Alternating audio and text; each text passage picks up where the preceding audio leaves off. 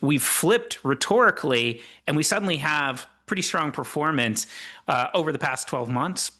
If you look over the last 12, 18 months, since President Trump has sworn in, uh, the clean tech indices generally, so if you're looking at pick your favorite solar index or wind index, they've generally outperformed the market, but by quite a bit. They've outperformed the S&P 500. They've outperformed the more oil-weighted indices. This is somewhat surprising given the rhetoric that under the Biden administration, they were the wind industry, the solar industry effectively had a cheerleader in the White House, and stocks didn't do that well from a equity performance perspective under the Biden administration. We've flipped rhetorically, and we suddenly have pretty strong performance over the past 12 months.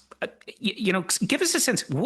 How does that's sort of a very contrarian outcome if you were just looking at sort of what the administration, what the government was saying. So how do you reconcile that? And yeah, like one thing that we hammer on into presidential election cycles is these sectors kind of move on expectations, right? And then the delivery of that expectation always falls short, right? So it's almost like the expectation gets well ahead of the policy.